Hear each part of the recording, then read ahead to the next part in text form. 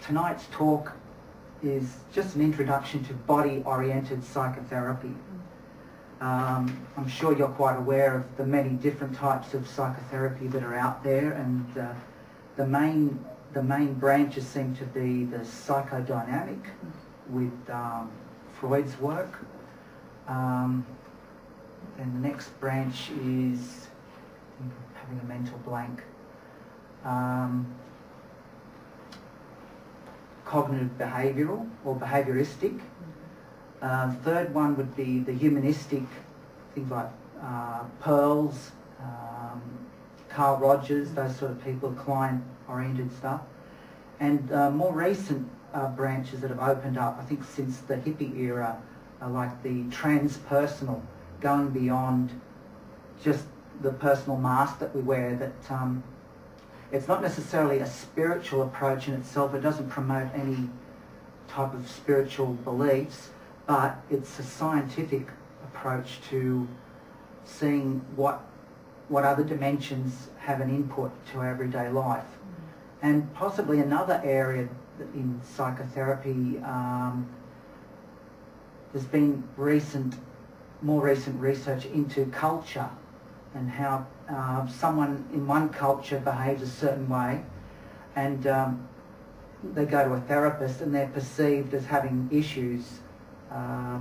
But if they go to another culture, some of the way that they live and the way they think is quite acceptable, and they're not considered at risk of harming themselves or being dysfunctional. So they're the main areas. The thing that got me into this body-oriented psychotherapy was a book I saw on a shelf many years ago. I'm not quite sure of the actual title, but it more or less made this fascinating claim that your body tells the truth about your mind or your soul. And like looking at patterns of the body or body shapes, and where we have rigid muscle tensions, these are all clues to what's happening deep within how you really feel. So in other words, hello there, please take a seat. In other words, your body is like a barometer for the real you. Now, one of the main people that developed this whole body-based psychotherapy was Wilhelm Reich. He broke away from Freud, probably in the early 20th century. Reich began to treat the physical body to unravel the deep emotional disturbances. Because, I mean, usually when you go to a therapist, it's usually talk, and then they might send you to a psychiatrist to give you medication. So it's a combination of talking about things and then popping pills, and that seems to be the whole thing, and the body is sort of left out. And I guess in Freud's time and Reich's time, a therapist wouldn't want to touch a client as a form of rapport or therapy. So Reich was considered quite dangerous in some regards, because this man wants to actually touch people while he's talking about their issues. So obviously that would have involved probably people on special types of chairs or laying on tables in different postures, and he might get them to place their hand on their chest and be aware of their own breathing patterns while he's saying, well, tell me about what's happening for you, and all this sort of stuff. So people would start to connect bodily reactions to what their story is, and someone like Reich would help facilitate that awareness. Because in the West, we tend to see ourselves as, I do some more of my brilliant artwork. Like we've got our head and then the rest of the body. But in the West, it seems to be, all our awareness seems to be up in the head area. It's almost, I mean, maybe you can identify with this yourself. It's almost like when I'm walking around, it's almost like all my intelligence, all my personality, all my awareness is like inside my skull. And my skull or my head is like a little separate, like a control room, and there's a little me peeping out through these eyeballs, pulling levers and saying, let's go left, let's go right, let's make this decision. And it's like what's from the neck downwards is almost sort of like, oh, it's just an accessory to go with where all the action's at. Whereas I think in the East, their way of looking at life is to see the body as a whole and see life as a whole. René Descartes, the French philosopher, he's very famous for, I think, therefore I am. Well, why don't we just reverse that and say, I am or I exist, and because I exist, therefore I think, I feel, and that. You have to exist first. So we've taken reason too far, I think, of the West. And a lot of our academic studies are so specialised now. Someone will know all about blood work, haematology. Someone else will know about archaeology, and even archaeology gets subdivided. So everyone's learning more and more and more about less and less and less, so that our knowledge and our awareness of ourselves and how we fit in with our lives and the cosmos, it's all becoming just fragmented. So it's hard for us to pull all the pieces in. And even our news, you get a 2-minute report that's horrifying, the next minute there comes an ad for some sort of food item, like let's just change the whole frame of thinking. Like 1 minute you feel like crying for the whales or refugees, and the next minute you're looking at someone stuffing their mouth with food, so gee, I wouldn't mind eating some of that right now, and it's just let's chop, change. It's very fragmented. So he talked about energy being like there's a charge that builds up and then there's a discharge, so it's like a cycle. Tension, release, tension, release. So this is cyclical, just like in nature. Sunrise, sunset, blood going towards the heart and then away from the heart. Everything seems to be rhythmic.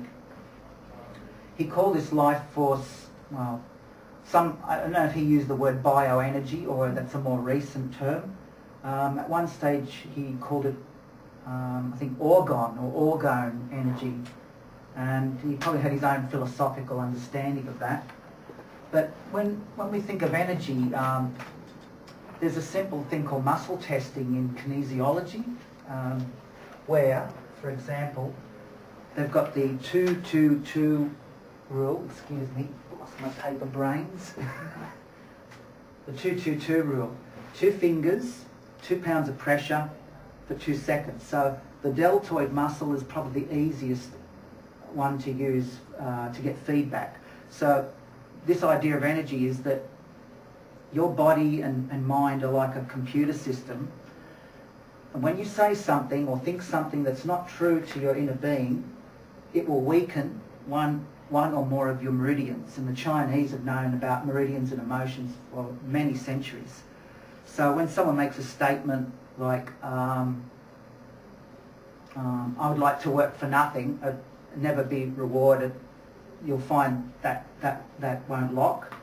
When they say something they actually believe in, it will firm up. And it's not really a matter of seeing how strong your muscle is. It's not that sort of testing. It's just testing the resilience, the bounciness of it. So sometimes I've used something similar to that when I select a DVD at the store. It sounds strange, but it's something I learnt when I did Touch for Health about energy interaction. In other words, there's information on that DVD, and my bioenergy, my body energy, has information itself.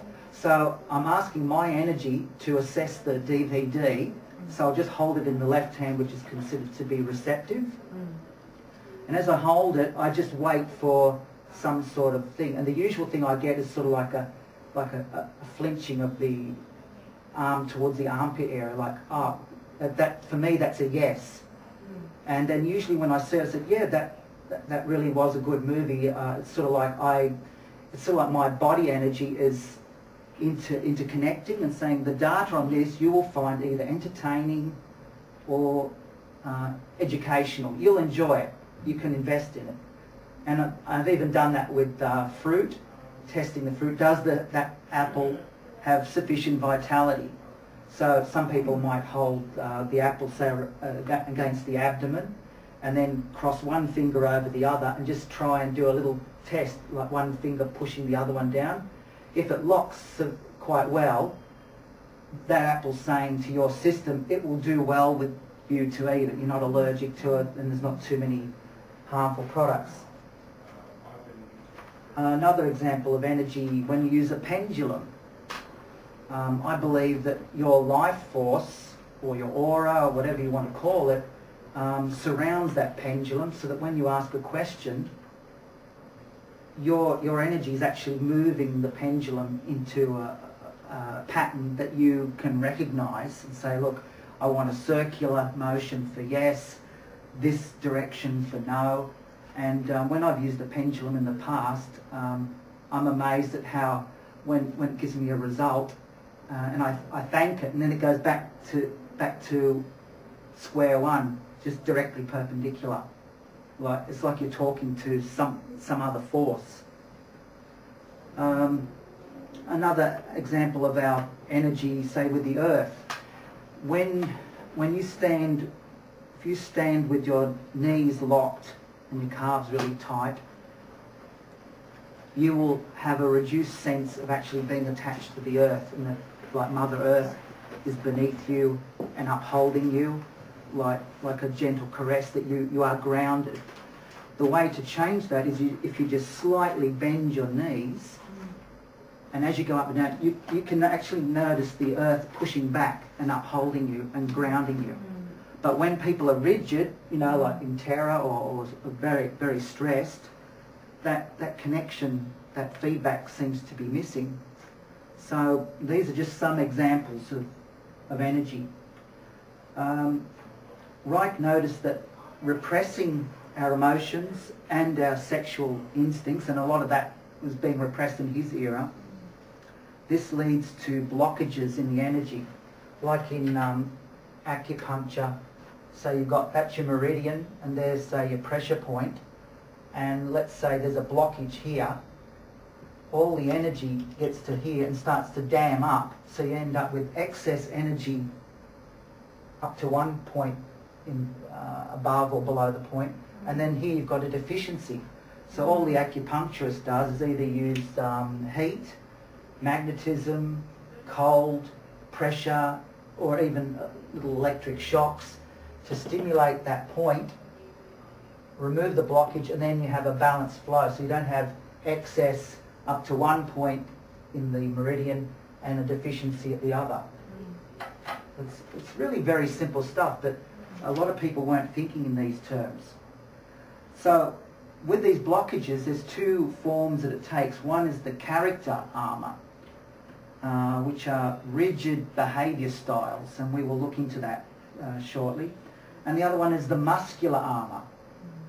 So that's like tightened muscle groups, and usually they occur in clusters or patterns, and often we are not even aware that it's happening because we have learnt to shut off our awareness, which is a very sad thing, but thank goodness there are these sort of means to help people.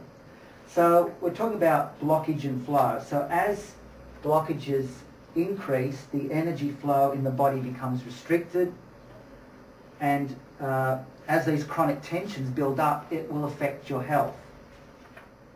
And I guess the ultimate thing is, do you want to experience freedom? Like, you're here in a physical body, you've got emotions, you've got thoughts. What about your physical well-being, your relationships, your goals? Having a balance between the body and the mind rather than having them separated or at war with each other. And ultimately this liberates more energy for a spiritual life, because if your mind and your physical self, well, in a negative state, how do you expect to fully experience your spiritual power? Because it's like the spiritual power comes from your core, and I guess it's also around you, and you're at the crossroads. It's sort of like you're on a cosmic crucifix. You're at the centre of all that interaction, and you need that spiritual power and information to flow through your mental self, emotional self, and even the physical self. So they're all connected, and it's all about having a marvelous journey